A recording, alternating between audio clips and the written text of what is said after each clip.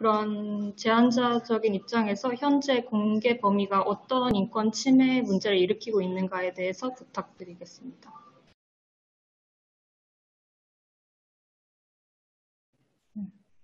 네, 안녕하세요. 이번 세션 제안자이자 한국인터넷 거버넌스 유스협회 키지스 소속 이지원이라고 합니다.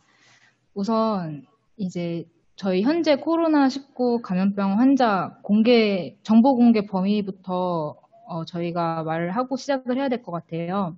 그래서 범위를 말씀을 드리면은 이제 확진자에 관해서 코로나19 증상 발생 2일 전부터 격리일까지의 시간, 접촉 장소 및 이동 수단까지 공개를 하고 이제 거주지의 세부 정보 혹은 직장명 등 이제 개인을 특정할 수 있는 정보는 공개하지 않는다는 것이 방침인데요. 이제 이러한 정보 공개에 이제 불필요한 남의 개인 정보까지 알게 된다는 점이 과잉 정보 노출이라고 불쾌감을 드러내는 의견도 있고, 또 이제 인권만 생각해서 정보를 알려주지 않으면은 어떻게 방역을 하겠냐는 의견도 있습니다. 이제 정부에서는 방역만을 위한 최소한의 정보를 제공한 것이겠지만, 이 정보로 인터넷 커뮤니티에서 확진자를 대상으로 악플 혹은 신상 털기 등의 사이버 불리잉을 일삼는 문제도 무시할 수 없다고 생각을 해요. 그래서 이를 실질적으로 제가 체감을 했던 거는 저는 이태원 확진자와 같은 시인데 다른 구에 거주를 하고 있어요. 근데 이제 구체적인 세부 주소가 공개가 되지 않았음에도 불구하고 이제 지역 주민 카페, 커뮤니티 등에서 다수의 추측으로 확진자의 이름, 실제 거주지, 가족 관계, 직업, 평소 행실까지 은어로 TMI 이제 정말 불필요하고 제가 불편해질 정도로 구체적인 정보를 알게 되었어요. 그래서 이 정보가 사실인지 거짓인지 는 이제 당사자를 제외하고 그 누구도 알 수 없겠지만 이제 인터넷에서 개인의 사생활이 거론되는 것은 누구에게나 불쾌할 것이라고 생각을 합니다. 무엇보다도 해당 환자가 다시 일상생활을 시작했을 때 겪게 될 수 있는 인권 문제 혹은 불편함은 예상을 할 수도 없다고 생각을 해요. 그래서 당장의 정보를 공개하는 범위를 조절하는 것도 중요하겠지만 이제 코로나 종식을 바라봐야 하는 시점에서 확진자 인권을 위한 후속 조치도 필요하다고 생각을 합니다. 그래서 이에 관련해서 다른 패널분들께서는 어떻게 생각하시는지 의견을 듣고 싶습니다. 감사합니다. 네, 감사합니다. 이에 대해서 정보인권 의제 생산을 위해 활동하시는 그 진보 네트워크 센터 정책 활동가 희우님께서 의견 주시면 감사하겠습니다. 네, 들리실까요? 네, 잘 들립니다. 한국 정부는 지금 현재 코로나19 대응 시스템을 K-방역 모델이라고 표현한 바 있는데요. 이거는 이제 검사 확진, 역학 추적, 격리 치료 이렇게 3개로 이어지는데 이거는 곧 감염병 환자에 대한 역학 조사를 통해서 접촉자를 파악하고 적극적으로 진단 검사를 시행하는 시스템을 의미를 합니다. 그런데 이게 돌아가려면 결국에는 아까 말씀하셨다시피 건강정보나 위치정보 등 사람의 개인적인 정보들이 수집이 되는 것이 전제로 해요. 그래서 이 과정에서 개인정보 침해 논란이 야기되고 있는 것이고요. 물론 공중보건 위급 상황이 발생했을 경우에는 공익적 목적으로 민감정보 포함한 개인정보를 처리할 수 있다고 저희도 생각을 합니다. 그리고 필요한 경우에는 일정하게 정보주체 권리도 제한될 수 있다라고 생각을 하는데 그럼에도 불구하고 반드시 지켜져야 하는 기본적인 원칙이 있다고 말씀드리고 싶은 겁니다. 그러니까 최소한 법에 근거해야 하고 또 공공보건 목적에 정확히 필요하고 비례하는 수준으로만 침해를 해야 된다라고 생각을 하는 거고요. 그리고 이게 만약에 정말 이 상황이 종료된 다음에 어떻게 할 건지까지 정확히 정해서 기간이 한정되어 있어야 하고 위기상황 대응에 필요한 만큼만 지속되어야 한다. 그리고 무엇보다도 침해를 최소화하는 생각이 연장선상에서 이루어져야 된다고 생각을 하고요. 그리고 이거는 이제 국제기구뿐만 아니고 인권단체들 여러 곳에서 감염병 대응 과정에서 정부가 지켜야 할 인권 원칙이다라고 공통적으로 제시하고 있는 것들입니다. 지금 K-방역 모델 앞서 말씀을 드렸는데 여러 단계로 이루어지는 방역에서 각각의 문제점이 조금씩 발생을 하고 있는 거라서 이거를 지금 단계별로 말씀드리고자 합니다. 지금 보시면 일단 역학조사 부분인데요. 역학조사는 지금 역학조사 시스템에 의해서 추적이 되고 있어요. 그러니까 원래는 이제 역학조사 과정에서 역학조사관이 확진자에 대한 인터뷰를 통하고 뭐 신용카드 정보나 CCTV 정보 같은 것을 취합해서 그 사람의 동선이 정말 맞는지를 검증하는 그런 일을 진행을 했다면 지금 같은 경우에는 코로나19 역학조사 지원 시스템이라고 해서 자동화하는 시스템이 만들어진 상태예요. 그래서 이걸 보면 질병관리본부, 그리고 질본을 지원하는 경찰청, 여신금융협회, 통신사 3개 전부, 그리고 22개 신용카드사 등 28개 기관이 연계되어 있는 자동화된 시스템입니다. 이걸 보면은 지금까지는 역학조사관이 하나씩 신청을 해서 뭐 신용카드 결제 정보를 받아보고 CCTV로 확인하고 했다면 이걸 통하면 이게 신청만 하면 금방 온다고 하더라고요. 지금 언론에서 표현을 하는 걸 보면은 10분 만에 동선이 다 추적이 된다 이렇게 얘기를 하고 있는데 이게 이동통신사를 통한 위치 데이터도 받고 결제 대응 데이터를 한꺼번에 다 취합할 수 있는 그런 시스템이고 정부는 이 시스템을 좀 더 고도화할 계획까지 발표를 한 상태예요. 그래서 만약에 여기서 더 고도화를 한다면 해외 출입국 관리 기록이나 뭐 의료기관 이용 내역 데이터 뭐 이런 것도 되고 지금 현재 하고 있는 QR코드 전자 출입 명부 시스템과도 연계될 수 있는 가능성이 있다고 밝힌 상태이고요.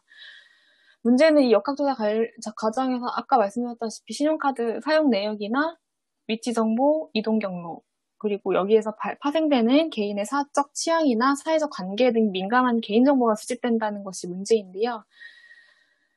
이게 실제로 수집되는 정보가 어느 정도 필요한지는 사실은 역학조사관의 개인적인 판단에 달려 있어요. 만약에 이 사람이 얘기를 할 때 이거를 좀 못 믿겠다, 좀 보강하는 증거가 필요하다라고 생각을 하면 그 사람에 대한 여러 가지 데이터를 다시 다 끌어오는 거고요.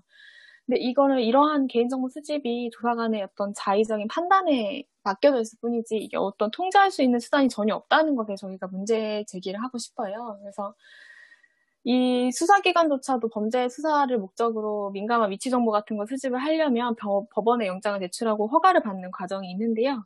지금 현재 감염병 예방법이나 이런 데에서는 이런 수집이나 활용에 대해서 감독하고 남용을 막을 수 있는 아무런 절차도 존재하지 않아요. 그래서 지금 이게 되게 범위가 무한히 확대될 수 있는 위험이 있다고 말씀을 드리는 거고요. 감염병 예방법 제72조 2에 이런 수집에 대한 근거가 마련되어 있기는 합니다. 마련되어 있긴 한데 이게 사실은 역학조사에 대한 근거라고는 볼 수 있는데 역학조사 시스템을 가동하는 법적 근거가 되느냐에 대해서는 조금 더 따져봐야 된다는 생각이 들고요. 그리고 이게 이 동법 규정에 따르면 감염병 환자뿐만 아니고 감염병 의심자의 개인정보 또한 이제 수집을 할 수 있도록 허용하고 있어요. 근데 그래서 지금 접촉자분들의 동선도 어느 정도 수집이 되고 있는 건데, 근데 이게 감염병 의심자라는 개념은 제2조 15의 2에서 규정을 하고 있는데, 접촉이 의심되는 사람, 감염이 우려되는 사람이라고 되어만 있어서 이게 어떤 기준인지 이거 역시 자의적인 판단에 의해서 수집 범위가 확대될 수 있는 가능성이 존재한다고 말씀드리고 싶고요. 그리고 이 개인정보 수집 대상이 무한정 확대될 수 있겠다라고 생각되던 지점이 바로 아까도 말씀드렸다시피 이태원에서 발생한 기지국 정보 수집인데 이게 사실 헌법재판소에서는 2018년도에 이미 기지국 수사에 대한 헌법 불합치 판정을 내린 적이 있어요. 이게 보면 왜 그랬냐면 이게 편의와 효율성만을 도모하면서 이제 수사기관이 제공 요청에 남용할 수 있는 통제나 감독 수단이 제대로 마련되어 있지 않다는 이유로 지금 헌법 불합치 판정이 내려졌는데요. 근데 그렇게 따지면 지금 감염병 예방으로 이유로 한 기지국 접속 기록 조회도 지금 법원의 허가 없이 남용되고 있는 상태이고요. 이게 사실은 국제사회에서도 좀 얘기가 많습니다. 이게 휴대전화 위치 정보를 통해서 어디에 위치하고 존재했다는 건 분명히 판정을 할 수가 있어요. 근데 그게 범위가 되게 넓기 때문에 이런 코로나19 같은 경우는 감염자나 접촉자가 어느 정도 근접해 있는지의 거리 파악도 좀 중요한데 이렇게 넓은 동선 파악을 해가지고 알아볼 수 있겠느냐. 그래서 오히려 프라이버시는 침해하면서 추적 효과는 떨어뜨리는 비례성이나 침해 최소화의 원칙에 전혀 맞지 않는 방법이 아니냐 이러는 비난이 있는 거고요. 그래서 외국에서도 이제 뭐 휴대전화 관련된 개인정보를 처리할 수 있다. 근데 그러려면 원칙적으로 익명화됐거나 개인의 동의를 받아서 사용해야 한다라고 이제 유럽연합 개인정보보호이사회에서 얘기를 한 바 있고요. 한국의 경우에는 이게 어떻게 되냐면 휴대전화 위치 정보를 다 먹은 다음에 이제 그걸 이제 각자 확인하기 위해서 신용카드 결제 정보나 CCTV 등의 세부적인 정보를 또 활용하고 있는 상태예요. 그래서 이게 효과가 정말 있는가, 휴대전화 정보를 가져가는 게. 그래서 지금 최근에 보시면은 그냥 용산에서 단순히 직장만 다니고 있는 분한테 진단검사 받으라고 문자가 온다든지 이런 식으로 좀 너무 부정확한 정보를 남용하고 있는 상태가 아닌가 싶고요. 그리고 이거 관련해서 지금 수집한 개인정보를 그러면 어떻게 할 것이냐에 대한 문제도 여전히 이야기가 되고 있는데요. 이게 72조 2항 6항을 보면 업무 종료 시 개인정보를 제공받은 기관은 다 지체 없이 파기하도록 되어 있는데, 이게 수집한 주체인 보건복지부 장관은 이걸 파기할 의무가 있는가에 대해서는 제대로 나와 있지가 않아요. 그래서 제공받은 기관은 파기를 해야 하지만 수집한 보건복지부 장관은 갖고 있어도 되는 게 아니냐, 이런 지적이 있는 상태이고요. 지금 예를 들어서 지금 파기할 수 있는 정보들도 사실은 무궁무진하다고 생각을 합니다. 그러니까 동선 파악을 위해서 수집했던 뭐 신용카드 이용 내역이나 교통카드 이용 내역, CCTV 정보 같은 경우는 동선 파악이 끝났다면야 다 삭제해도 무방하겠죠. 그리고 역학조사 시스템에서도 삭제해도 상관이 없겠죠. 이렇게 생각을 하는 거고, 그러니까 동선 접촉자 정보 모아놓은 것도 역시 일정 시간이 지나면 상관이 없는 거고, 그러니까 정부는 이런 코로나 사태 관련한 정보를 코로나19 상황 종료되는 즉시 파기하겠다라고 얘기를 한 바 있는데, 진보넷에서 질본의 질의한 결과를 따르면 메르스 사태 때 수집된 개인정보도 아직까지 파기가 전혀 되지 않고 갖고 있는 상태예요. 그리고 지금 각 부처에서 말이 달라서 이거는 뭐 개인정보 보호 지침에 따라서 갖고 있어도 되는 정보다라고 밝히는 부처도 있었고, 그래서 지금 서로 말이 다 다르고 명확한 기준이 없는 것이 지금 가장 문제이기 때문에 만약에 감염병 연구를 하기 위해서 개인정보가 필요할 수는 있겠죠. 근데 그러면은 뭐 식별 정보를 제거하고 어떻게 하겠다든지, 어느 부분만 일정하게 보관을 하고 이후에는 파기하겠다든지, 뭐 이런 식으로 이렇게 제대로 된 규정이 성립이 되어야만 국민들이 안심하고 개인정보를 맡길 수 있겠다고 생각을 하는 거고요.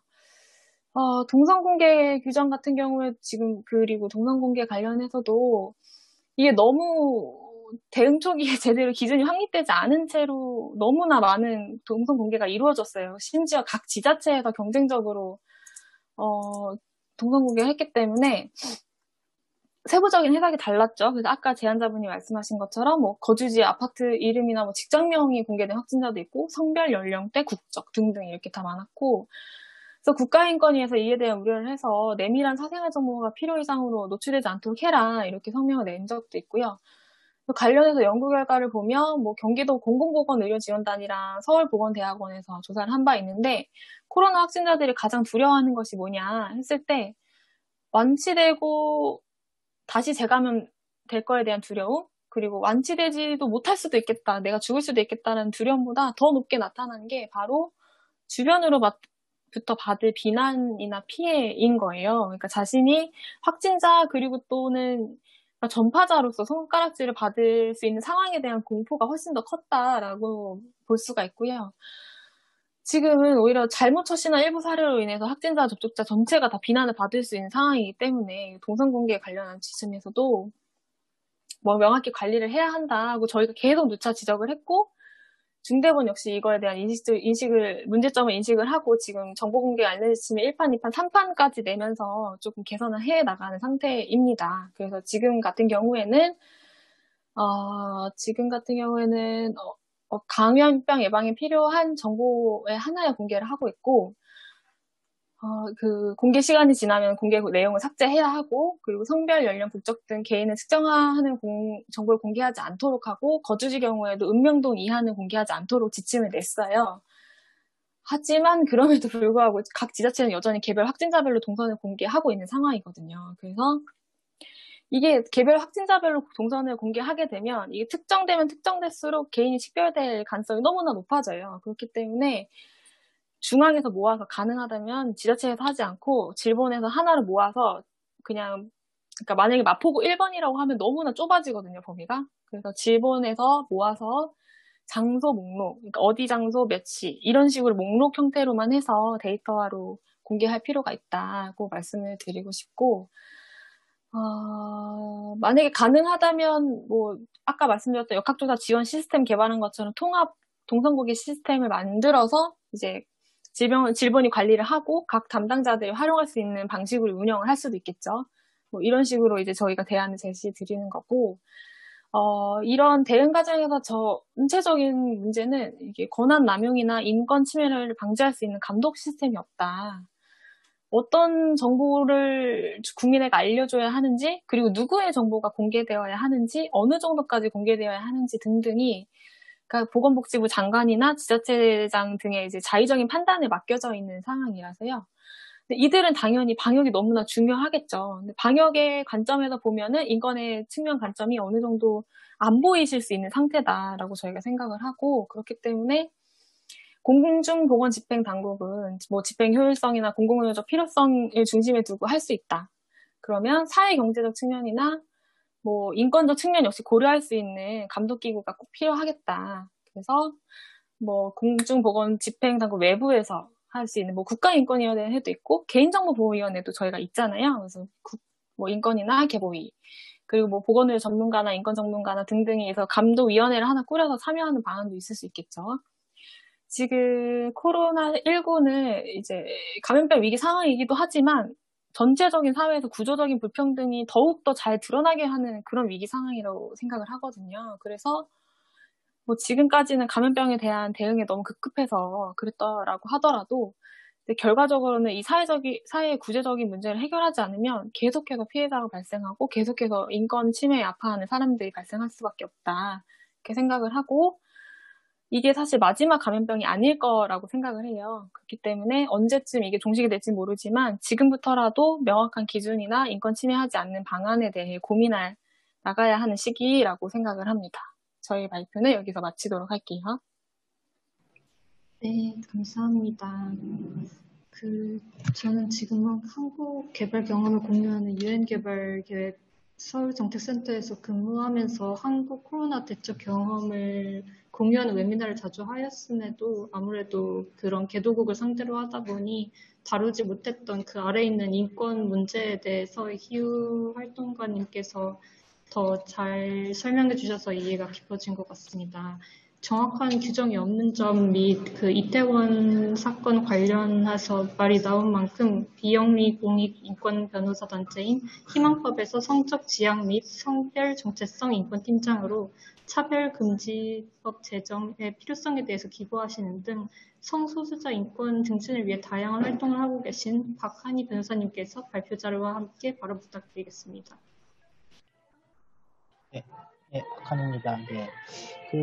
아마 희우님 발표랑 좀 겹치는 것도 많고 해갖고, 좀 그거는 빼고, 아까 소개시킨 대로 저는 이제 성소수자 인권 관련해서 좀 활동을 하고 있고, 이태원 이제 그 사건 났을 때 성소수자 단체들이 코로나19 성소수자 긴급대책본부라고, 이제 성소수자 커뮤니티에 이제 어떤 검지를 독려하고, 지자체 방역당과 소통하는 그런 활동들을 했었습니다. 그 경험을 바탕으로 약간 성소수자들이나 소수자들의 입장에서 어떤 정보 공개가 갖는 문제점 좀 얘기해 보려고 합니다.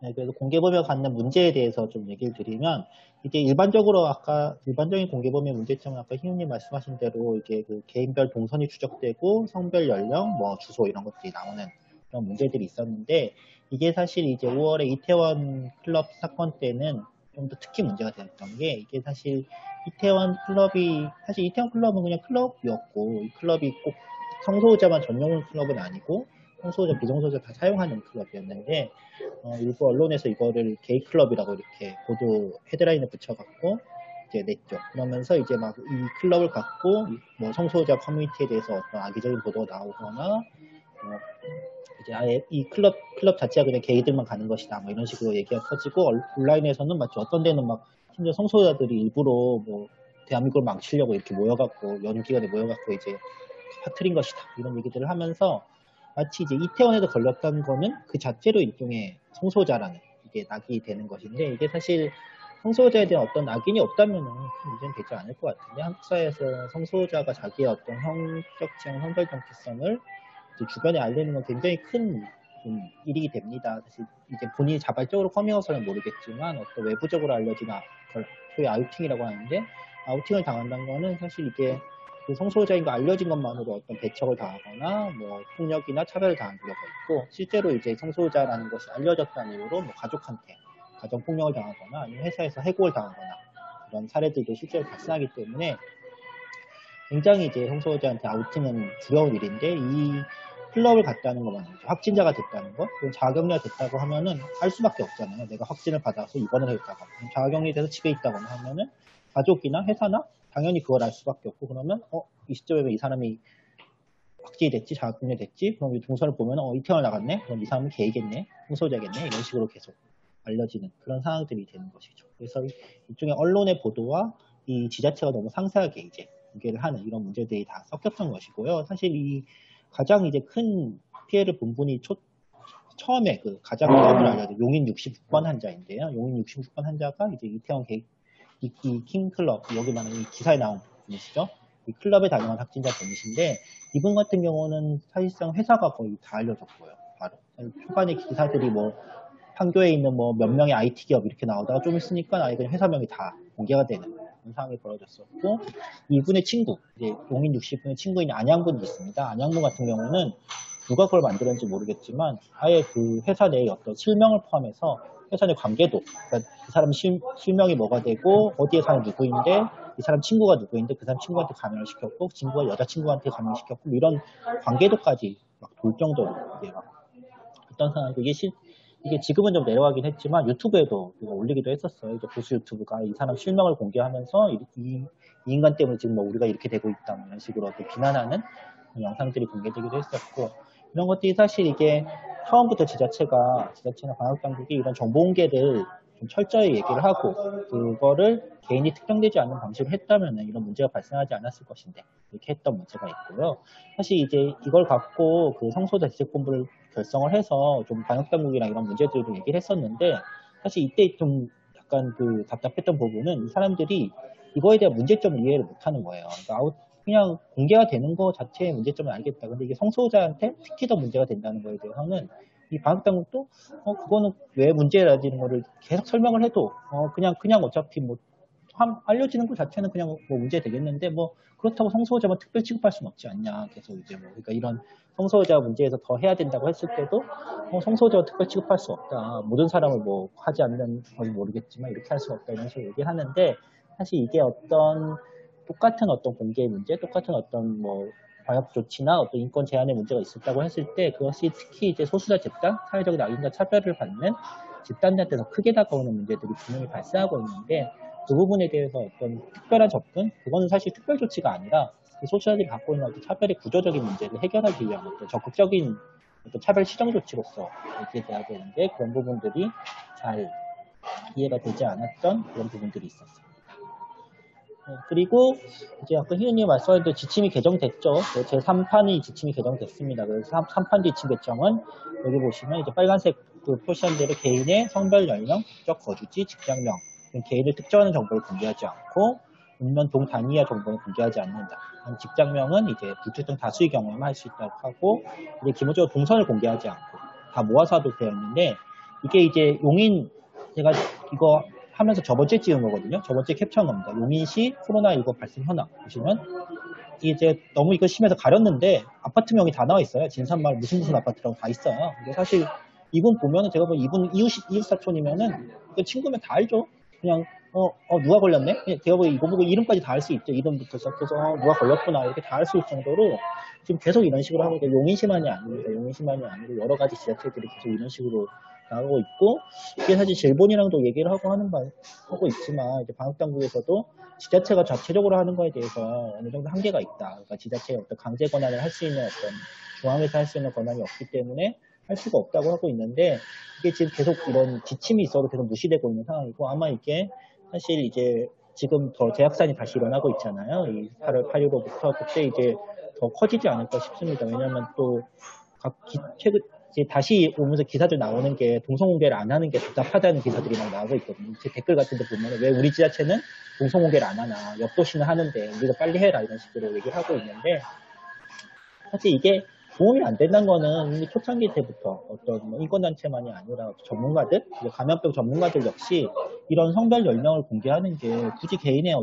그러니까 방역을 위해서 별로 도움이 되는 정보가 아니라는 거는 계속 얘기했던 것이기 때문에 그런 것들도 사실 뭐 그 주민들은 불안해할 수 있죠. 주민들은 내가 정보를 모른다는 거에 불안할 수 있지만 거기서 해야 될 거는 주민들이 민원이 있으니까 그냥 하는 게 아니라 방역당국 지자체는 이게 실질적으로 방역에 도움이 되지 않는 것이고 오히려 더 이제 확진자들한테 두려움을 줘서 더 숨어버리게 만들 수 있다는 거를 좀 얘기하면서 계속 나가야 되지 않을까 생각을 합니다. 그리고 기숙수사는 이제 아까 흔히 크게 얘기해갖고 그냥 짧게만 얘기할 것 같은데 기숙수사는 이제 법에 명확한 근거가 없습니다. 이거는 근거가 명확하게 없는 것이고 이제 기숙수사가 뭐 법에 뭐 다른 거라고 이렇게 한다 하더라도 사실 이렇게 왜냐면 기숙수사가 어쨌든 그 헌법재판소로 불합치가 됐고 지금 개정된 법률에 따르면 기숙수사는 어쨌든 흉악범죄 그러니까 정말 이게 마지막 수단이거든요. 그러니까 지금 형법상 기숙수사 할 수 있는 거는 흉악범죄고 뭐 연쇄살인 이런 흉악범죄고 다른 방법은 도저히 그 피고인을 범죄자를 특정할 수가 없을 때 하는 마지막 수사인데 지금 이렇게 기숙수사를 하고 있는 것이고 이게 이태원 지역에서 했을 때는 이것만이 전화번호만 수집한 게 아니라 이름이랑 연락처를 다 수집했어요. 왜냐면은 이 서울시가 이렇게 수집을 한 다음에 외국인한테 영어로 보냈거든요.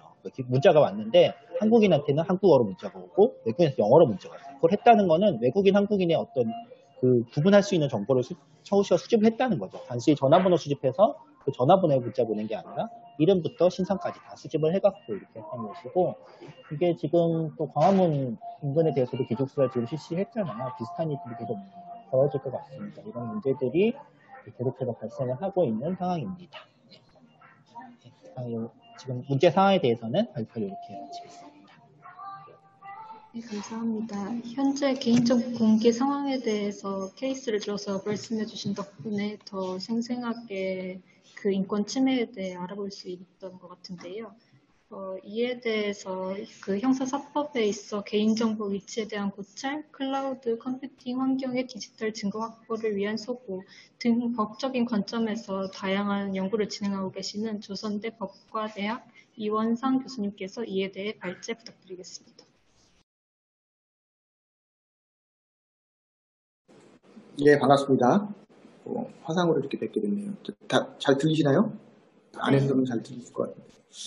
저도 이 주제를 받고 굉장히 재미있는 주제라고 생각을 했는데, 아까 우리 여기 있는 분들하고는 밥 먹으면서 잠깐 얘기를 했는데, 우리가 개인정보 침해가 된다는 어떤 그런 사안에 대해서 굉장히 가볍게 받아들이는 것 같아요. 우리 한국 시민들이 최근 들어서. 왜냐하면 우리 개인정보 보호법이라는 것은 말하는 대로 개인정보를 보호하기 위한 법률이고 우리 헌법에서는 정보자유 결정권부터 시작해서 여러 가지 개인의 개인과 정보와 관련된 기본권적인 부분들을 규정해 놓고 있는데 재밌는 게 감염 예방법이라는 게 갑자기 생뚱맞게 쭉 이번에 적용이 되면서 이런 기본적인 인권들이나 이런 것들이 침해되는 사례들이 굉장히 많이 나오게 된다는 것이죠. 똑같은 사안에 대해서 저는 제가 6월 말까지 독일에 있었기 때문에 독일과 한국을 비교하게 되는데 독일 같은 경우에는 기본권 침해는 기본적으로 법률에 의해서 규정을 해야 되기 때문에 독일 제가 있었던 헤센주 같은 경우는 2주 간격으로 법률을 만듭니다. 그래서 입법부에서는 법률을 만들게 되면 2주 동안 시행해보고 2주 후에 또 새로운 법률을 개정안을 만들어서 그것을 또 공포하고 시민들이 지키는 방법으로 해서 기본권 침해에 관련된 부분들은 반드시 법률로서 하도록 되어 있고요.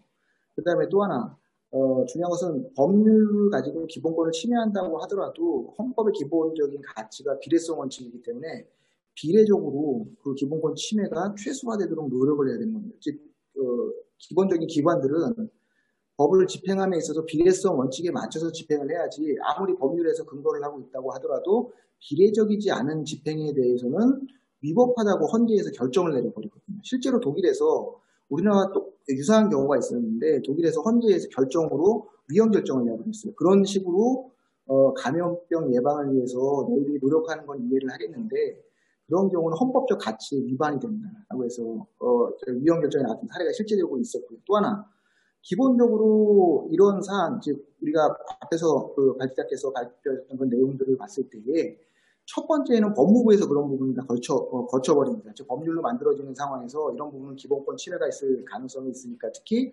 개인정보와 관련돼서 굉장히 민감한 부분이다. 그래서 거기서 내무, 한국으로 말하면 행안부겠죠. 행안부에서 법률안을 만들면은 법무부에서 거기에 대해서 인권 침해 여부를 판단을 하게 됩니다.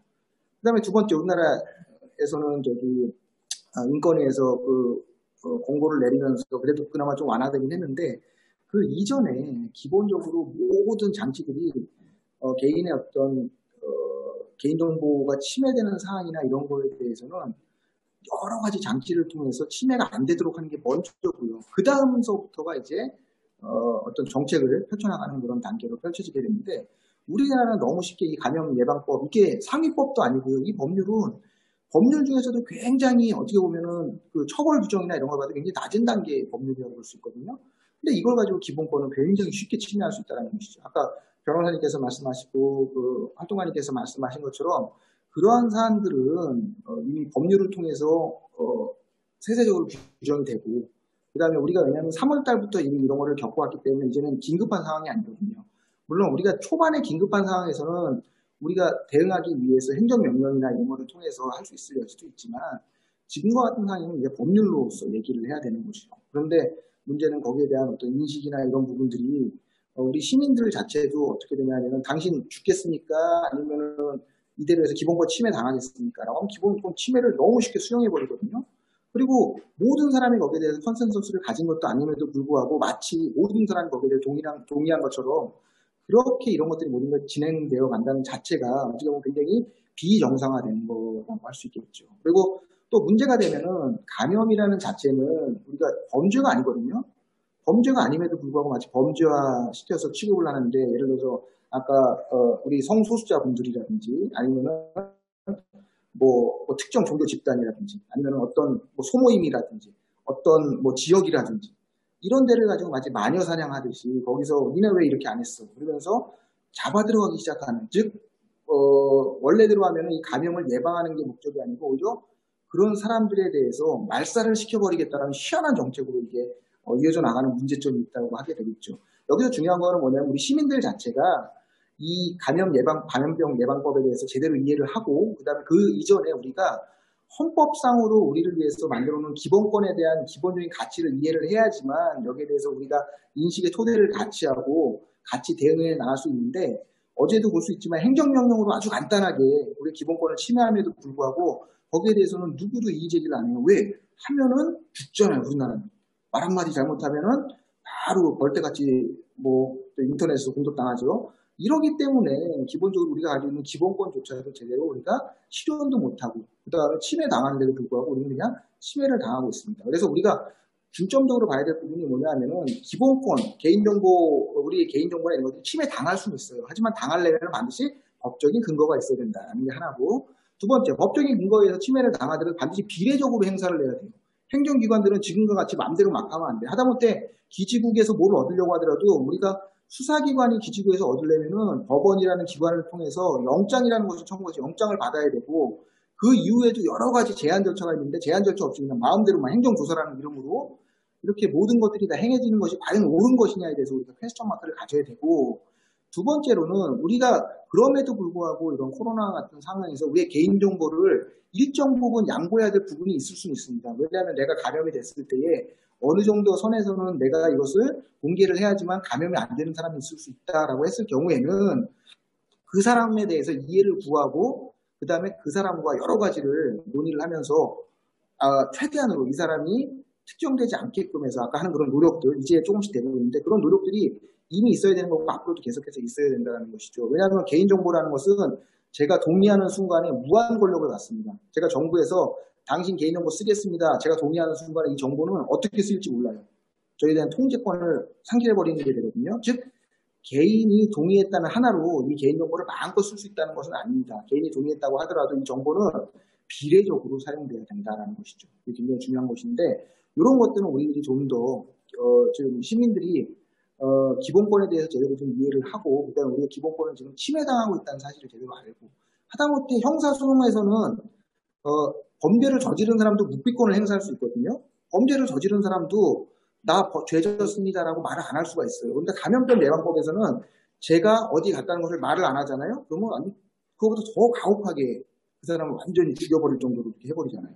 이런 관행에 대해서 과연 옳은지에 대해서 우리가 퀘스천 마크를 가져야 된다는 것이죠. 그래서 요약을 하자면은 우리가 이런 코로나 상황에서 우리가 당연히 우리가 정부 시책이나 아니면 정책에 대해서 협조하고 또 마스크 열심히 써주고 그다음에 경우에 따라서 우리 개인 정보를 일정 부분 공개할 수 있는 여지는 있다고 하더라도 모든 근거는 가급적이면 감염병 예방법이 아닌 다른 법적인 근거에 의해서 행해져야 한다는 것이고 행해지더라도 반드시 이것을 행하는 기관들은 이 사람의 인권 침해가 최소화되도록 노력하고 행정 편의적인 사고가 아니고 그렇게 노력을 해서 이것을 가지고 대응을 해야지만 우리 시민들의 인권이 침해되지 않은 상황에서 적절하게 코로나 사태를 대응할 수 있는 방법이 아닐까 이렇게 생각을 하게 됩니다. 어쨌든 뭐 두서없이 말한 것 같은데 여기서 일단 마치도록 하겠습니다. 감사합니다. 네, 감사합니다. 한국의 상황을 독일의 사례와 함께 잘 설명해 주신 덕분에 더 이해가 깊어진 것 같은데요. 저희 다른 제안자분 중에서 스테이크홀더 그룹에서 활동하고 계시며 법학 전공자이신 이재영님께서 이 교수님에 대한 그런 코멘트가 혹시 있으시면 말씀 부탁드리겠습니다. 들리나요? 네, 방금 소개받은 이재영이라고 합니다. 네, 방금 교수님 발표하신 거 잘 들으면서 제 나름대로의 생각 정리 겸 첨언 겸 그리고 교수님께 발표에 대한 질문이 조금 있어가지고 그거에 대해서 조금 전달드리도록 하겠습니다. 아까 교수님께서 이제 기본권을 제한할 때 이제 비례성의 원칙에 따라서 이제 얻게 되는 공익과 이제 침해되는 사익의 적절한 비교를 통해서 그것이 판단을 해야 된다라고 이제 말씀해 주신 적이 있는데, 제가 대략적으로 다른 판례들을 참고해가지고 과연 침해되는 사익과 얻게 되는 공익을 어떤 식으로 용어 정리를 해가지고 비교를 해야 될까 해서 조금 정리해 봤는데요. 먼저 침해 행위로 달성되는 이익의 내용과 중대성, 또한 침해 행위의 필요성과 효과성, 또한 침해 행위의 보충성과 긴급성, 또 침해 발생의 상당성, 그리고 피해 이익과 피해 법익의 중대성 정도를 이제 비교를 해가지고 이런 것들을 비교해 봤을 때 얻게 되는 공익이 더 큰가로 이제 비교 판가름해 볼 수 있을 것 같은데요. 코로나 이제 19 사태로 해가지고 정보 공개를 하면서 얻을 수 있는 공익과 침해되는 사익이 대략적으로 무엇이 있을까 생각을 해봤는데, 먼저 얻게 되는 공익에 관해서는 이제 노출자를 신속하게 일반 시민들이 확인할 수 있다는 점과 또한 정보 공개를 통해서 그 주변에 있는 주변에 있는 시민들에게 조기 예방적인 측면으로 권고를 내릴 수도 있고, 또한 그 지역에서 지역 감염의 확산 차단 같은 것들을 이제 얻게 되는 공익이라고 살펴볼 수 있을 것 같고, 또한 침해되는 사익으로 반대되는 침해되는 사익으로는 낙인 효과, 아까 이제 다른 활동가님과 변호사님께서도 말씀해 주셨는데 낙인 효과라든지 그 지역에 있는 상권들이 영업적인 측면이 조금 저하가 된다는 점, 또한 잊혀질 권리 같은 게 이게 제대로 이루어지지 않는다면은 그것들이 지켜지지 않는다는 점, 또한 개인정보 식별 가능성 같은 것들이 조금 더 확진자들이 늘어나면서 올라갈 수 있다는 점, 또한 개인정보 자기결정권 같은 것들이 침해가 되는데 이것에 대해서 개인정보 자기결정권 등이 침해될 수 있다라는 점들이 있을 것 같습니다. 옛날에 대법원 판결 로마켓 사건이라는 대법원 판결에 의해 가지고 개인정보 자기결정권도 이제 헌법 37조 2항에 따라 제한과 한계가 존재한다라고 돼가지고 대법원 입장으로서는 침해되는 사익에 비해 얻게 되는 공익이 더욱 우월한 것이라고 표현을 해가지고 얻게 되는 공익이 더욱 우월해야 된다라고 이렇게 대법원은 판시한 적이 있는데요. 과연 이렇게 제가 아까 나열드렸던 공익과 사익, 침해되는 사익 같은 게 물론 더 있을 수는 있겠지만 이런 것들이 과연 대법원이 판시한 것처럼 얻게 되는 공익이 더욱 우월해가지고 지금 실시되고 있는 것인지 학부생 입장으로서 먼저 궁금하고요. 두 번째로 이제 행정규칙이나 행정명령 같은 거에 대해서 아까도 설명을 해주셨는데 질병관리본부라든지 방역대책본부에서 이제 가이드라인이나 지침 같은 것으로 이제 지자체마다 정보 공개에 대한 방법이라든지 정도에 대해서 이렇게 설정을 해놨는데 과연 이렇게 14일 내에 예를 들어서 확진자 정보를 14일 내에 삭제를 해야 된다라는 규정 같은 것들이 행정명령으로 해서 행정기관에서는 이제 사용될 수 있지만 일반 SNS 이용자라든지 웹을 이용하는 이용자들이 그런 정보를 올렸을 때에 대한 대책 방안은 현재 뭐 사이버 뭐 방역망 사이버 수사대가 아니고 인터넷에서 그러한 정보들을 삭제해주는 그러한 사람들이라든지 아니면 자정적으로 이제 삭제하는 방법밖에 없는 것 같은데 만약에 이런 가이드라인이나 행정명령 등으로 인해서 14일 내에 삭제해야 된다는 것이 일반 유저들한테까지 적용이 된다면은 그것은 그 법률 유보성의 원칙에 의해서 행정명령이 직접적으로 가해져가지고 사람들이 삭제해야 되는 상황이 올 수 있고 만약에 그렇지 않다면은 현재 현행법으로 그런 정보들을 삭제해야 된다는 방법이 없기 때문에 그 일반 정보들 같은 것들이 삭제되지 않을 위험 등이 있습니다. 그래서 이러한 딜레마에 있어서 그 정책을 새로 정해야 된다든지 하는 방법들이 있을 것 같은데 이것에 대해서 조금 교수님에게 여쭤보고 싶습니다. 네, 이상입니다. 예, 아주 예리한 질문 해주셨네요. 그 첫 번째 같은 경우에는 제가 아까 말씀드린 그 비례성 원칙하고 연관 비례성 원칙 말하는데 굉장히 중요하다고 하면은 비례성 원칙 합의 원칙들로 또 구성이 되어 있어요. 비례성 원칙은 재밌는 게 원칙에 대한 원칙에 작용을 합니다. 즉 뭐냐 두 가지 원칙이 아니요. 두 가지 원칙이 부딪히게 되면은 절대로 하나의 원칙이 절대적으로 적용되고 다른 원칙이 배제되지는 않거든요.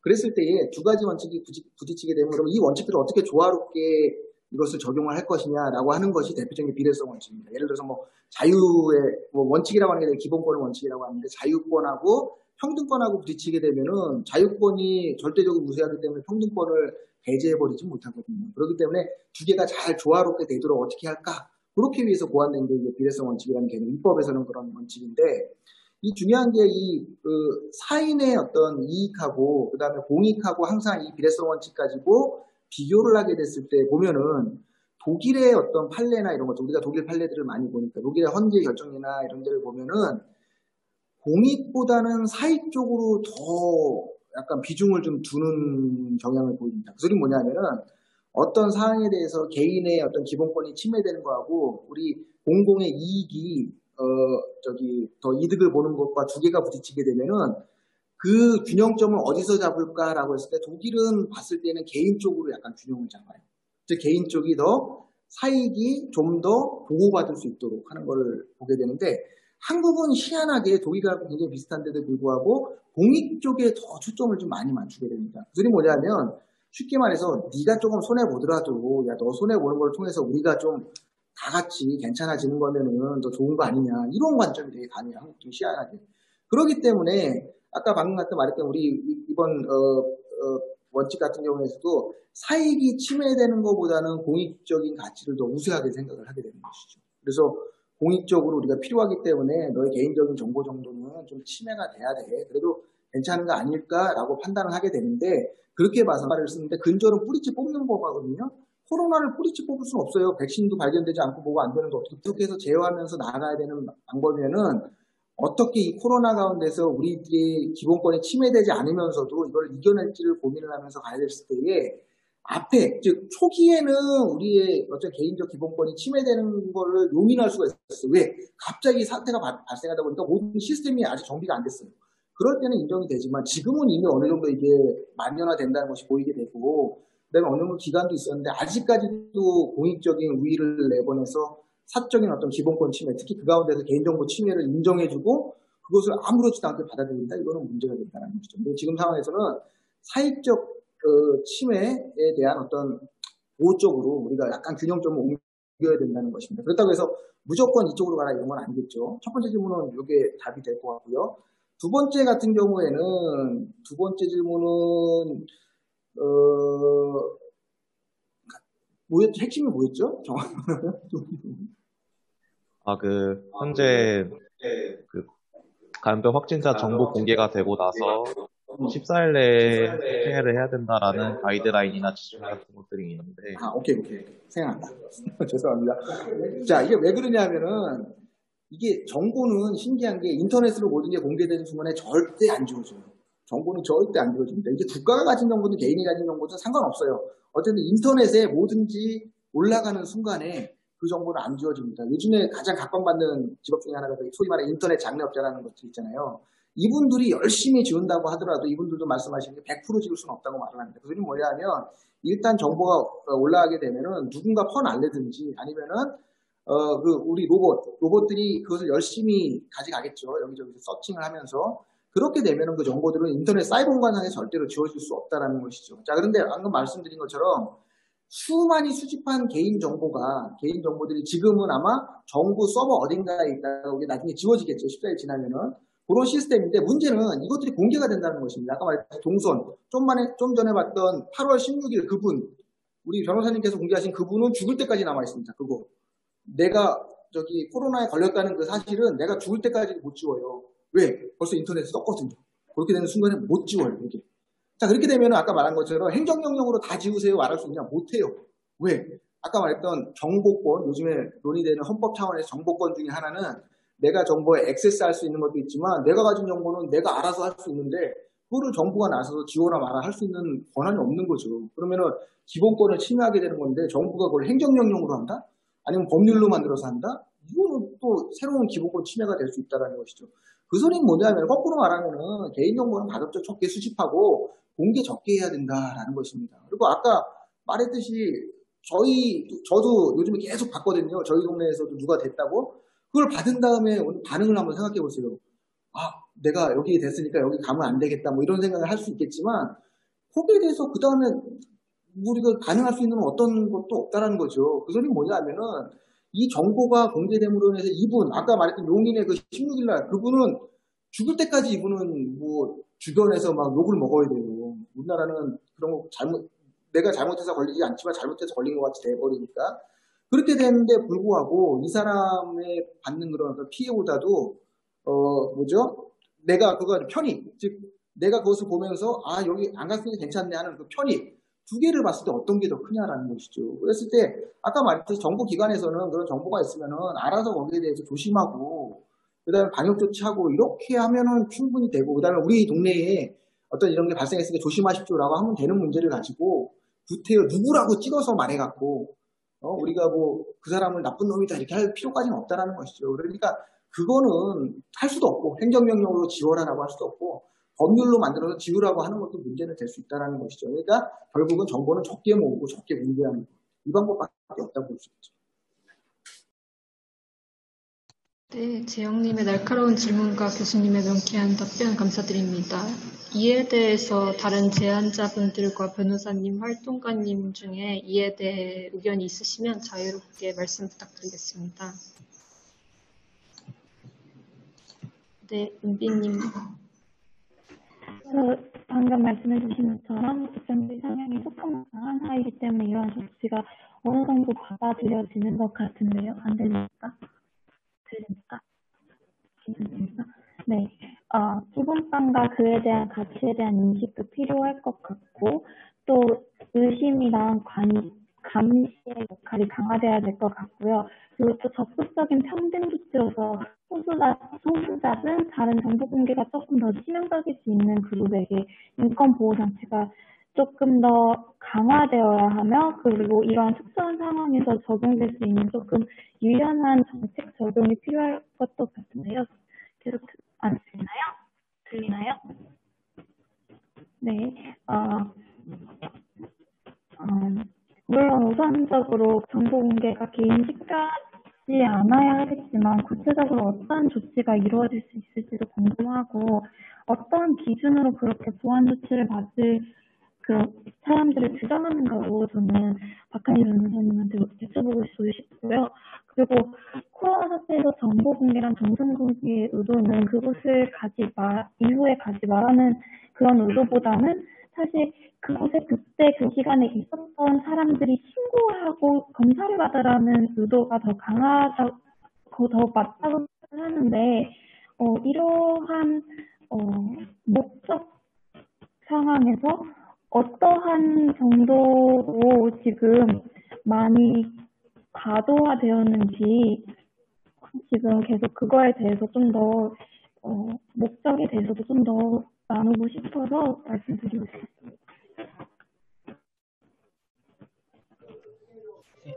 좀 더 질문이랑 얘기랑 보충해서 드리면은, 일단은 이제 정보를 이렇게 왜 이 코로나 때 공개를 하냐 하면 메르스 때 너무 공개를 안 해갖고, 오히려 메르스 때는 정보가 안 공개됐죠. 그래서 오히려 그러다 보니까 시민들이 뭘 해야 될지 모르는 상황에서 원내 감염이 확산되고 이러면서 되게 이제 정부의 어떤 방역 조치 실패했다 이런 얘기들 많이 들었고, 그러다 보니까 이제 또 공개를 하는 것 같은데 또 그게 너무 과도하게 전개고, 사실 이제 좀 최근에 제가 일본 기자분을 만난 데 있어서 일본 상황을 들었는데, 일본은 아예 공개를 안 한다고 해요. 일본은 대체 그러니까 언론 통해서 나오는, 그러니까 정부 공식 브리핑이랑 몇몇 언론, 그러니까 NH 같은 이제 공식 언론 통해서 나오는 거 말고는 아무런 정보를 찾아볼 수가 없어요. 그래서 되게 시민들이 오히려 깜깜이 상태에 있는 상황들. 그냥 좀 일본 되게 지금 확진자 폭주하고 있음에도 대체 어떤 상황에서 어디를 피해야 되는 건지, 어디가 위험한 건지 이런 걸 알 수가 없는 상황들이 있는데, 일종의 극단이겠죠. 그렇게 해서도 안 될 것이고, 정부가 그렇다고 모든 걸 다 공개해서 개인의 어떤 사생활을 완전히 공개해서도 안 될 것이고, 당연히 어느 균형점을 잡아야 될 것인데, 저는 그 균형점에서 좀 일단은 교수님 말씀하신 개인의 사생활, 개인의 인권의 침해, 이게 돌이킬 수 없는 상해를 가져올 수 있다는 거, 이런 것도 인식해야 될 것이고, 또 하나 이게 방역에 도움되는지 아닌지를 사실 이건 되게 그 과학적인 논지나 전문성에 의해서 평가를 했어야 된다고 생각해요. 사실 아니 그 또 하나는 이제 정보의 수집과 공개는 다른 거거든요. 정보를 수집하기 위해서는 필요에 따라 수집할 수도 있어요. 그러니까 성별을 수집할 수는 있거든요. 왜냐하면은 실제로 이제 유엔 기구들에서도 성별에 따른 정보를 수집하라고 하거든요. 왜냐하면 이 여성들이 이거 그러니까 젠더에 대한 영향을 봐야 되니까, 젠더에 대한 어떤 차등이 일어나는지, 어떤 여성들이 더 피해보는 상황이 없는 것인지, 특히 노인 여성들이 그냥 젊은 여성들보다 더 피해보는 것도 있을 것이고, 이런 것 때문에 성별과 연령의 정보를 필요에 따라 수집하라, 이런 것까지는 할 수 있죠. 근데 그거를 사람들 공개해야 되는 것인가?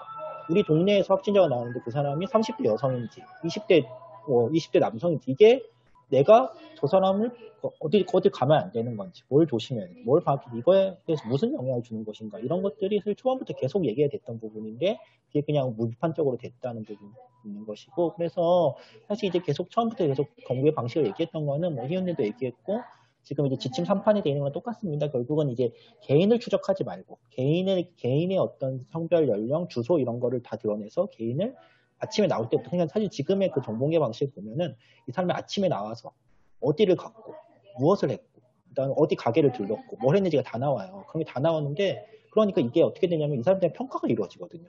그러니까 막 인터넷에 보면 이런 게 있어요. 착한 확진자, 나쁜 확진자. 착한 확진자는 집 편의점 계속 집과 편의점 왔다 갔다 한 거예요. 그래서 이 사람은 착해. 근데 막 회사도 가고 어디 공원도 가고 어디 쇼핑몰도 가고, 이 사람 나쁜 사람이에요. 이 사람은 왜 이렇게 돌아다니냐 이러면서 하는 건데, 그렇게 되면 사실 누군가에 대한 도덕적 평가를 만드는 데 불필요하잖아요. 이건 방역과 아무런 상관이 없는 것이고, 그런 게 아니라 정말 그 필요한 정보라면은 지금 제가 어디 카페에 있지만 이 카페에 몇 시에 확진자가 나왔다, 이런 정보는 알 수도 있죠. 왜냐면 제가 그 카페를 좀 가는 거에 피해야 될 부분도 있어요. 근데 그랬을 때 그 사람이 여기 앉아있던 사람이, 제 옆에 자리에 앉아있던 사람이 남성인지 여성인지, 성별이 뭔지, 여성이 무엇인지 이런 건 알 필요가 없는 거죠. 그런 것들을 확실히 구분을 하고 방역대에 영향을 주는 것과 필요한 것과 수집해야 될 것, 공개해야 될 것들이 명확하게 근거가 있고 과학적인 근거랑 되게 합리적인, 그러면서 특히 개인의 사생활을 침해하지 않도록 해야 되는 부분들이 있는 것인데, 그게 초창기 때부터 지금 그거를 계속 놓치고 있다고 생각하고, 지금도 그게 제대로 지켜지지 않는, 오히려 이제 지금 재확산이 되면서 더 또 좀 그나마 있던 원칙들도 무너지지 않을까, 약간 우려되는 부분도 있는 것입니다. 네, 희훈님 발언 부탁드리겠습니다. 네, 이거 목적성에 관해 이야기를 하셔서 조금 첨언을 하자고 하면, 사실 이게 코로나19 관련 정보를 공개하는 거는 크게 두 가지 목적이 있을 수 있거든요. 첫째는 이제 감염병 관련 정보를 공개해서 국민의 알 권리를 보장하는 게 있고, 두 번째는 감염병 자체에 대한 과학적 정보나 진행 상황이나 정부 대책 등 다양한 정보를 포함을 하는 걸 공개하는 건데, 이 정보에 사실 개인정보의 일부가 포함될 수 있다라는 거거든요.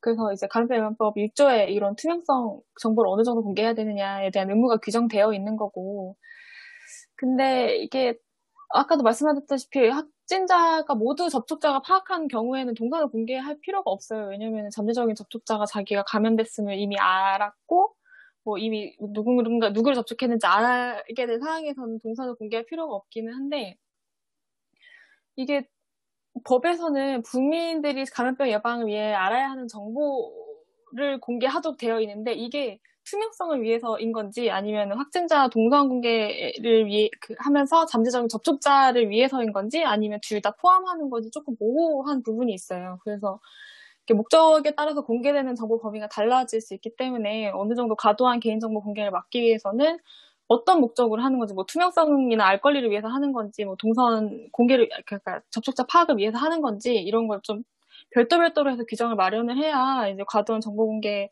막을 수 있다고 생각을 하고요. 이 얘기를 드리는 이유가 뭐냐면, 그 서울시에서 지자체별로 동선 공개 기준이 다른 것 때문에 저희가 한번 모임을 가졌었는데, 그 서울시 담당관들이랑 저희 인권단체분들이랑 모임을 가졌었는데, 거기서 설명을 들었을 때, 그러니까 질본에서는 일단은 뭐 보건소에서 이렇게 역학조사관이 정보를 취합을 해서 질본에 넘기고, 뭐 질본이 이제 지자체에 보내주고, 뭐 이런 과정이 있는데, 여기에서 지자체에서 정보 공개를 담당하는 담당자들이 따로 있고, 이 담당자들이 동선 공개를 했을 때 도움이 된다고 판단했기 때문에 성별이나 국적 연령을 공개한다라는 얘기를 들은 적이 있어요. 그러니까 그 담당자들은 자기가 생각하기에 성별이나 연령, 국적을 공개하는 게 방역에 도움이 된다고 판단했을 때 그걸 공개를 하는 거라는 얘기예요. 결론적으로는 명확한 규정이 없다. 정보 공개 관련 안내 지침이 있지만 지침일 뿐이기 때문에 뭐 강제성이 있는 것도 아니고 규정에 꼭 따라야 될 필요도 있는 것도 아니고, 막 현장에서 정신도 없고 담당자가 막 누군지도 모르고 약간 이렇게 됐을 때 그냥 자의적인 판단에 의해서 공개가 된다는 거죠. 그거에 대한 문제점을 말씀드리고 싶었습니다. 네, 희우님 발언하신 김에 제3쟁점 정보 공개 대상자를 위해서 할 수 있는 구체적인 인권보호 조치가 뭐가 있을지에 대해서도 혹시 의견 있으시면 알려주시면 감사하겠습니다. 이미 공개된 사람들일까요? 아니면 앞으로 공개될 사람들일까요? 네, 이미 공개된 사람들이. 지금 그 정보공개 지침 3판에 따르면 키사가 나서서 이제 인터넷에서 흘러다니고 있는 동선 공개 지침, 그러니까 동선 공개 정보에 대해서는 삭제를 하고 있는 걸로 나와 있거든요. 근데 이게 어떻게 말씀을 드려야 될지 모르겠는데, 이게 개인정보는 사실 파급력이 어마어마해요. 정말 한 줄의 글자라도 한 번 유출이 되면 그 피해 회복을 하는 게 어마어마하게 힘들어요. 불가능할 수도 있어요. 그 성격에 따라서는.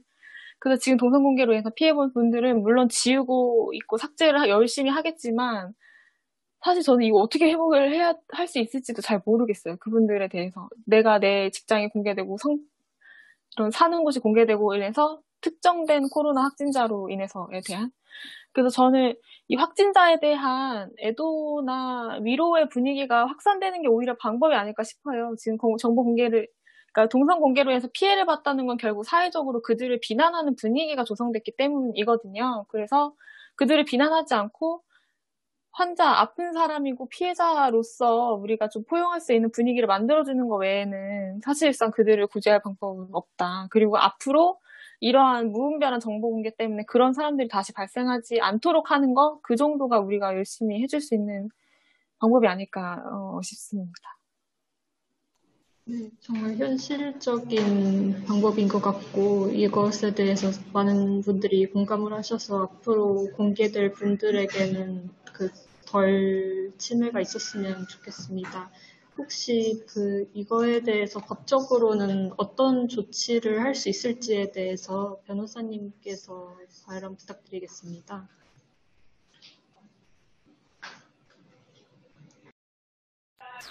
사실 저도 이게 개인이 올라간 거에 대해서 어떻게 조치할 수 있을지 쉽지는 않죠. 이게 이런 기사 같은 데 떴다는 기사에 대해서 정정 보도나 언론으로 뜬 거라면 반론 보도를 할 수 있는 부분도 있을 것인데, 지금 이제 성서대 대책본부에서도 한 분 지원을 하고 있긴 하거든요. 이제 이분은 이제 HIV 감염인 분이신데 이게 누설이 됐어요. 이게 여러 가지 불편한 기사를 통해서 이제 이분이 감염 사실 같은 게 유포가 돼갖고 이거에 대해서 정정 보도 청구를 해서 지금 진행 중에 있는데, 사실 근데 이미 기사가 올라온 상황에서 그걸 누가 스크랩해서 이미 다 자기 블로그에 올리고 퍼뜨린 거에 대해서 하기 어려운 부분들이 있는 것이고, 그래서 이제 어떤 플랫폼이 있다면 플랫폼에 얘기할 수 있는 방법들은 있죠. 또 다른 거는 이제 아까 용인이나 안양학진자 같은 경우는 유튜브에 이게 올라간 거에 대해서는 구글에 저희가 요청을 해서 구글에서 유튜브를 차단시켰거든요. 그런 것들은 할 수 있겠지만 개인이 계속 하는 부분들에 대해서는 여러 가지 좀 어려운 부분들이 있는 것이고 저도 사실 지금 이게 하나 하고 있는 게 있어요. 아까 용인분에 대해서 저기 나무위키 위키 사이트에 직장명이 공개돼 있거든요. 나무위키 이태원 가면 사건 보면 그분 직장명이 공개돼 있어요. 그래갖고 용인시가 인터넷 방역단이라고 어떤 개인 사이트에 올라온 거에 대해서 개인정보 삭제하도록 하는 그게 있더라고요. 이제 신고를 하나 넣는 상황인데 처리가 되게 오래 걸리더라고요. 제가 벌써 한 3주 전에 넣었는데 아직까지도 그냥 처리 중 이렇게 뜨고 있어가지고 어떻게 하는 건지 모르겠는데 그래서 이게 쉽지는 않은 것 같아요. 한번 퍼진 다음에 정말 말 그대로 돌이키기 어려운 부분들이 있는 것이고 그에 대해서는 법적으로 대처하기가 너무 힘든 거고 개인적으로는 그런 경우에는 저기 희은님 말씀한 대로 좀 정말 시민들이 예전에 이제 성폭력 보도 기사 같은 거 났을 때 피해자의 어떤 지나친 정보가 나오는데 그런 해시태그 운동 같은 거 있었잖아요. 우리는 그런 정보를 알고 싶지 않습니다. 우리는 피해자에 대해서 알고 싶지 않습니다. 이런 것들 해시태그 운동도 하고 SNS 운동 했었는데 저는 그런 운동들을 좀 효과가 좋지 않을까 시민들이 우리는 확진자의 어떤 개인 정보를 알고 싶지 않습니다. 우리가 필요한 거는 방역에 필요한 정보뿐입니다. 이렇게 하는 것들도 필요하지 않을까 싶고 약간 법 관련해서 하나만 얘기 드리면은 이게 이제 감염병 예방법상에 한명 공유된 게 보시면 이제 정보 공개 관련해서 내용입니다. 정보 관련돼서 이게 다 있는 것이고 이게 보시면 사실 정보가 되게 많죠. 정보 요청의 성명, 주민번호, 주소, 전화번호, 이제 진료기록부, 출입국 관리기록, 이동 정도 파악하기 위해 대통령을 정하는 정보. 사실상 답니다. 이 정보만 조합하면은 개인의 어떤 그냥 모든 인생을 다 파악할 수 있어요. 지금 현대 사회에서는 지금 심지어 이제 어디 군에서는 이제 광화문 참여대에 GPS 추적 지금 하고 있다는 그런 기사를 봤거든요. 그러니까 휴대폰에 지금 GPS 추적하면은 이 사람이 그냥 아침부터 낮까지 모든 그냥 인생이 다 보이는 거죠. 옆에서 할 수 있는 정보들이 수집이 되고 있는 것이고 이게 이번 같은 경우가 이제 이런 기지국 수사거든요. 정보통신사업법에 따라서 이게 사실 명확하진 않아요. 기지국 수사라고 명확하지 않은데 어쨌든 이 조항을 근거로 해서 보건복지부나 이런 데는 기지국 수사를 한다고 이렇게 하고 있는 겁니다. 3번이 이제 질병관리처장은 이제 어떤 이제 중앙행정기관이나 의료기관, 이제 보건의료기관에 제공할 수 있다. 근데 여기서 이제 문제점은 이제 6항인데요. 6항은 정보를 제공받은 자는 업무 종료 시 지체 없이 파기하고라고 되어 있죠. 그래서 정보를 제공받은 자라는 건 이 사망에 따라서 그러니까 이 중앙행정기관장, 지방자치단체장, 이사장, 그리고 원장, 보건의료기관 이 사람들은 파기를 해야 돼요. 근데 이거 수집하기, 일단 기본적으로 수집을 해서 제공하는 거잖아요. 질병관리청장이나 보건복지부 장관이 정보를 수집해서 이상 제공을 하는 건데, 이 수집한 사람 파기해야 되는 의무가 없어요. 그러니까 이 제공받은 사람 파기를 해야 된다고 되어 있지만, 이 수집한 사람은 계속 갖고 있다고 해도 그 문제가 없는 거예요. 그러다 보니까 이제 희은님 말씀하신 대로 메르스 정보가 아직까지도 2018년 정보가 아직까지도 남아있는 경우가 이 법에 따라서 언제 파기해야 된다고 이런 거 언제까지 파기해야 되고 언제까지 보관해요 이런 것들이 명확하지 않다 보니까 계속 이렇게 수집이 되고 있는 상황이거든요. 그래서 법 관련해서 얘기한다면 최소한 어쨌든 이 파기에 대한 정보를 명확하게 보관 기간은 언제를 초과할 수 없고 업무가 끝나면 바로 파기해야 된다. 그리고 파기에 대한 감독 기간, 파기가 끝났으면 그 파기가 제대로 이루어졌는지 정보가 남아있는 게 없는지 그런 감독할 수 있는 어떤 기구들을 두고 그런 조항들을 두도록 간혹도 예방법이 그런 식으로 개정이 되어야 되지 않을까 싶습니다. 네, 감사합니다. 혹시 은빈님 지금 스피커 괜찮아지셨으면 지금까지 법적인 측면에서 말씀을 많이 하게 되었는데 이거에 대해서 아무래도 정치 외교를 전공하신 입장이다 보니까 의견이 다를 수도 있을 것 같아서 말씀 부탁드리겠습니다.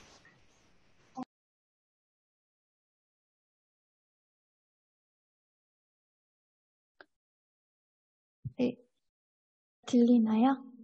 네. 아까 말했던 것 중에서, 제가 말씀드렸던 것 중에서, 이제 조금 안 들리신 부분이 좀 있으셨을 거라고 생각이 드는데, 혹시 다 그래도 전달이 됐었었나요? 네. 박한희 변호사님이 말씀해주신 법률적인 사항도 저는 굉장히 되게 동감을 하고 필요한 부분을 되게 많이 느끼지만 저는 또 아까 이원상 교수님이 말씀해주신 기본권에 대한 부분도 조금 더 얘기를 하고 싶습니다. 왜냐면 감시해야 된다는 감시 의심이 꼭 필요하다는 그 부분에 대해서 조금 더 말씀을 드리고 싶어서 제가 지금 에코가 들리는데 혹시 저만 들리는 건가요?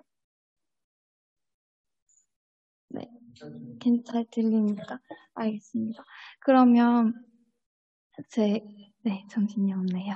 근데 아무튼 조금 더 거기에서 말씀을 드리고 싶었는데 제가 지금 약간 헷갈려서 잠시 다른 분한테 넘기고 정리해서 말씀드리겠습니다.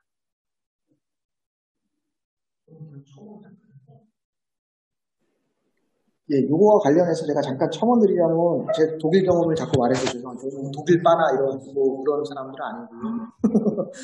제가 독일 있을 경우에 똑같이 위치 추적이 한국 모델 그대로 소개가 됐습니다. 독일에 소개가 돼서 독일에 이 한국의 위치 추적 모델 도입해야 된다라고 하는 견해가 독일의 내무부에서 굉장히 강했어요. 그래서 미리 만들어 놓고 한국과 같은 위치 추적 시스템 독일에 도입해야 된다라고 말을 했는데 결국은 이게 법무부에서 제동을 했어요. 법무부에서 이거 기본권 침해 너무 심하다. 그렇기 때문에 이것을 전면적으로 시행하는 거는 절대 안 된다. 이렇게 됐어요. 독일은 굉장히 재밌는 구조가 법무부 밑에 사법부가 들어가 있어요. 법원이 법무부 밑으로 들어가 있어요. 독일은. 그래서 독일에서는 굉장히 재밌는 사례가 어떻게 나오냐면 내무부에서 어떤 인권 침해적인 정책을 만들면 법무부에서 반대를 해버려요.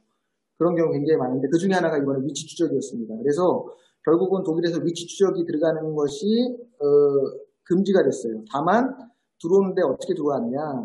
자기가 원하는 동의하는 사람만 위치 추적 앱을 깔아서 그 사람들끼리만 공유를 해라 이렇게까지만 됐어요. 그러니까 뭐냐면 우리들 중에서 내가 위치 추적 깔아서 내가 걸리든 아니면은 걸린 사람에 대해서 좀 알고 싶다 하는 사람들은 그 앱을 깔고 서로 위치 추적을 가지고 공유를 할 수 있게 해놓은 거죠. 그게 독일에 한 20%만 깔았어요. 그렇기 때문에 사실상 실질상 도움은 안 됐습니다. 실질상 도움은 안 됐는데 다만 거꾸로 말하면은 이 위치 추적 앱이나 이런 게 들어오는 것이 일단 막아졌긴 했는데 이게 들어왔다고 해서 독일이 지금보다 더 창궐하고 아니면 그거보다 좀 덜 되고 이거는 장담을 할 수는 없는 거거든요.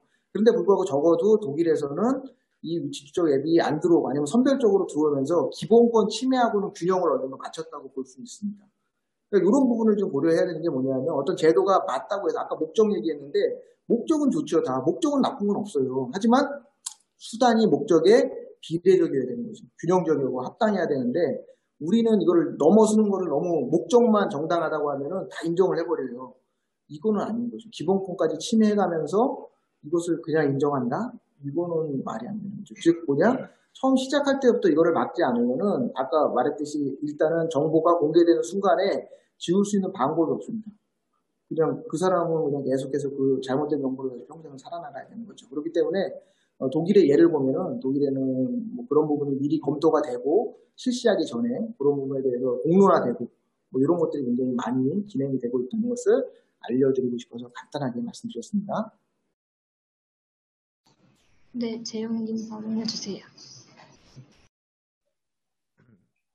네, 교수님 말씀에 또 첨언을 하나 더 하자면은, 또 이제 교수님께서 독일 얘기를 들어주셔가지고, 거기에 대해서 그 내용을 조금 알려드리자면은, 그 독일 연방헌법재판소에서 그 개인정보 자기결정권에 대해서 이제 판결을 내렸을 때 했던 말 중에 하나가, 아까 제가 대법원에서는 그 공익과 사익이 충돌될 때에는 더욱 우월한 것에 이제 따라가지고 하라고 돼 있었는데, 그 독일 연방헌법재판소 같은 경우에는 압도적인 공공의 이익이 있어야지만 그러한 개인 정보 자기결정권에 대한 그 기본권 침해 같은 것들이 인정이 될 수 있다라고 이제 판시를 했고, 우리나라 대법원에선 더욱 우월한 것이라고 판결을 내렸습니다. 이로 인해서 이제 독일 같은 경우에서는 공공의 이익이 사익보다 압도적으로 높아야지만 그 개인의 기본권을 침해할 수 있을 정도의 수준이라고 보았고요. 그러한 측면에 있어서 이제 다시 쟁점 3번 내용으로 다시 돌아와서 우리나라 정부 같은 경우에는 이제 행정명령이나 가이드 명령 같은 것들로 이제 계속 3판, 2판, 4판을 내면서 이제 그거에 대해서 변화에 적응을 하고 있는데, 과연 이렇게 행정적인 명령이라든지 아니면 지침이라든지 아니면 행정 관례 같은 것들을 싹 바꿔가지고 국민들에게 정책이나 다이렉트로 올 수 있는 그러한 행정적인 변화 같은 것들뿐만 아니라 독일 같은 경우에서는 공공의 이익보다 사익을 조금 더 우선시하고 있는 만큼 우리나라 국민들에게도 우리나라 정보 공개 같은 것들이 하는 게 어떠한 문제를 발생시키고 있고 어떠한 인권 문제를 발생시키고 있는지 그것에 대해서 설득하는 과정 같은 거는 전혀 없었다고 생각을 합니다. 제가 보기에는 뭐 다른 지자체들이 이제 정보 공개가 다 다르고 한데 어떤 카페나 이제 댓글 같은 것들을 보면은 옆 동네 구청에서는 이러한 확진자 정보라든지 더욱더 자세하게 나타나 주는데 우리 구청에서는 이러한 정보들이 안 나와 있어가지고 나 민원을 넣을 거다 해서 공무원과 싸움이 붙었다. 뭐 아니면 그거에 대해서 난 불만이 가져가지고 이거는 국민신문고에다가 얘기를 하겠다. 이러한 댓글들이 요즘 달리는 거를 제가 좀 찾아봤습니다. 그런 걸 보다 보니까 정부나 이제 지자체 측에서 그러한 인권적인 문제에 대해서 국민들에게, 시민들에게 설득하는 과정이라든지 디베이트하는 과정 같은 것들이 없고 행정적인 명령이나 정책 변경 같은 것들만 하고 있다 보니까 국민들 간의 괴리와 그런 인권 보호적인 측면이 조금 이제 차이가 나기 시작하는 게 아닌가 싶어서 그러한 설명의 장이라든지 아니면 정부나 지자체 주관으로 해서 시민들과 국민들이 이제 기본권에 대해서 이야기해 볼 수 있는 장을 좀 마련해 봐야 되지 않나라는 생각이 들었습니다. 네, 이에 대해서 발언하고 싶은 패널 분이 있으실까요? 네, 없으시다면 지금 질문사항이 들어와서 이에 대해서 제가 읽어드리겠습니다. 그 교수님께 질문인데 아까 교수님께서 그 공익사익 조화 추구 과정에서 이를 바라보는 문화 차이가 그 국가마다 존재한다고 말씀해 주신 부분에 대해서 참석자분을 여쭤보셨습니다. 누가 저렇게 예리한지 아시죠?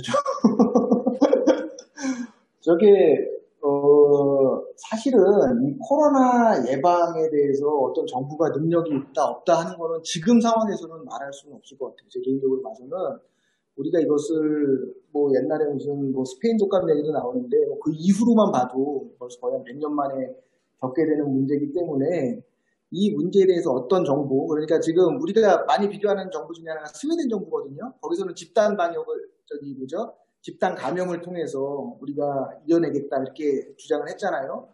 그게 과연 잘하는 건지 아니면 한국처럼 이게 정말 잘한 건지 뭐 뉴질랜드, 한국 뉴질랜드 많이 하죠. 호주 이런데 어떤 게 능력이 있고 없고는 사실 말하기 쉽지 않을 것 같아요. 이것은 나중에 우리가 코로나 사태가 다 끝나고 나서 최후적으로 우리가 그것을 검토하면서 우리가 평가할 수 있는 요소지 우리가 지금은 알 수 있는 요소는 아닌 것 같은데 다만 이 상황에서 우리가 알 수 있는 것은 제가 말했던 것처럼 어떤 이런 상황에서의 정부의 정책이나 이런 것들이 시민들의 기본권이나 이런 걸 덜 침해적으로 대응하는지 아니면 굉장히 침해적으로 대응하는지 극단적인 나라가 있잖아요. 여기 중국 분 계시나요? 들어오시나요? 여기? 안 들어오시죠? 중국이 굉장히 극단적인 사례로 볼 수 있잖아요. 중국처럼 완전히 기본권이고 뭐고 상관없이 그냥 깔아 문대놓고서는 가는 게 맞는 거였냐. 아니면은 오히려 더 반대 극단으로 스웨덴처럼 모든 걸 다 자유적으로 인정하면서 가는 것이 맞는 것이었냐. 아니면 독일이나 우리나라 이것처럼 중간에서 어느 정도의 균형점을 갖고 가는 게 맞는 것이냐. 이건 정답은 없지만 적어도 지금 이 상황에서 간 것은 뭐냐 하면은 기본이라는 것은 우리가 누릴 수 있거든요. 우리가 생명만 살고 있다고 해서 우리가 살아있다고 말할 수 없잖아요. 우리가 자유권이나 아니면 뭐 평등권이나 우리가 가지고 있는 기본적인 가치가 침해된 상태에서 우리를 새장 속에 가둬놓고 너는 코로나에 감염 안 되니까 괜찮아 열심히 살아 이거 가지고는 우리가 해결되는 문제가 아니거든요. 그랬을 때에는 우리가 이 사태에 있어서는 사익과 공익을 가지고 우리가 기본권 침해 정도를 가지고 균형점을 어느 정도에 맞추면서 나아가야 될 것이다. 결국 이 문제를 고민해야 되는 시기라는 거죠. 그랬을 때 제가 아까 말씀드린 것처럼 서구권 나라들은 주로 개인의 기본권이나 이런 것들을 좀 더 중점을 가지고 보고 있기 때문에 그 나라가 더 창궐하고 이런 부분이 있다고 하더라도 기본권적인 제약 측면에서는 좀 나을 수 있다. 일부는 이렇게 말을 해요. 너희 그래갖고 락다운 당해서 봐봐라. 니네 뭐 사 먹지도 못하고 그랬잖아. 제가 독일에 있었는데 락다운 당했어도 독일에서 사 먹고 산책하고 하는데 전혀 지장 없었거든요. 어디 다니고 하는데. 그러니까 우리나라의 언론에 비친 것처럼 그렇게 완전히 더 우리보다 심하게 락다운 한 것도 아니고 사실 한국은 문제가 되는 게 우리가 K방역 잘했다고 이렇게 홍보를 하는데 유럽에서 많이 소개되지 않은 비판 중에서도 한국의 어떤 그런 인권 침해 요소 굉장히 심하다. 중국하고 똑같다 이렇게 보는 거. 그 프랑스의 그 여 변호사인가요? 이분이 말했던 거는 일부고요. 그거 말고 대다수 한 7대 3이면 7 정도에 되는 유럽의 사람들은 한국의 정책에 대해서 퀘스천을 가졌다는 거죠. 왜? 기본권 침해가 그만큼 됐으니까. 그래서 우리가 이 부분에 있어서는 국가의 능력 부족이나 이런 것보다는 우리가 지금 상황에서는 코로나를 이겨나가는 상황에서 우리가 어떻게 하면은 기본권 침해를 덜하면서 이거를 슬기롭게 이겨가는 방법을 고민해봐야지 뭐 어떤 게 맞고 틀리고 문제를 좀 따지는 건 지금은 아닌 것 같습니다. 지금 답이 됐나 모르겠네요. 네, 저도 조금 더 얘기 드리면 되었을 것 같은데 혹시 더 다른 질문이 있으시면 Q&A에 남겨주시는 대로 다시 그 패널분들께 여쭤보도록 하겠습니다. 네, 네, 제가 좀 이에 더 대해서 네, 변호사님 먼저 발언해 주십시오.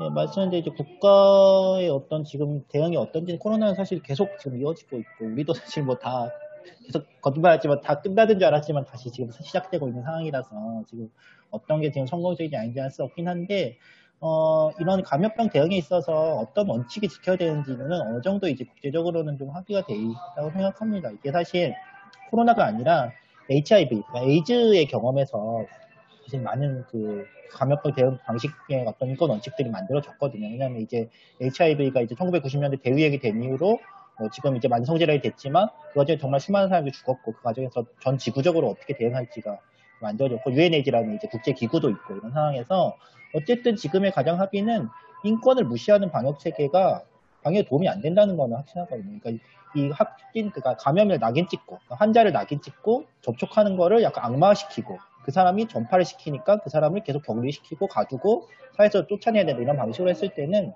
결국 사람들은 숨어버리거든요. 그랬을 때 결국 그런 결과는 내가 감염됐을지도 모른다고 생각하면 검사를 안 받아요. 그냥 숨어버리죠.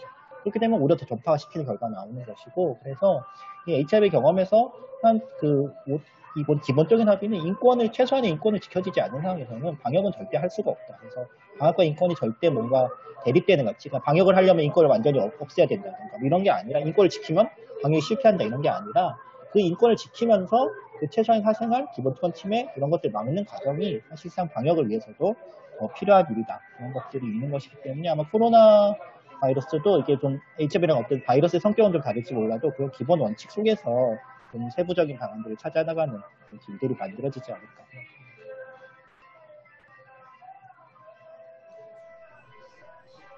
네, 감사합니다. 혹시 이에 대해서 첨언하고 싶으신 다른 패널분들이 계시면 알려주십시오.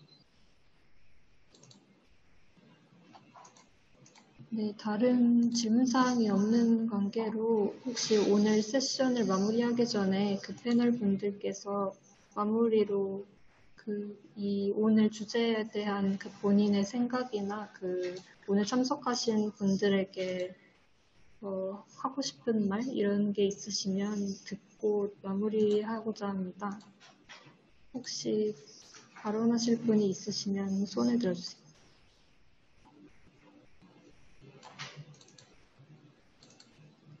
네, 없는 것으로 알고 네, 오늘 그 KRIGF 이 워크숍 6번이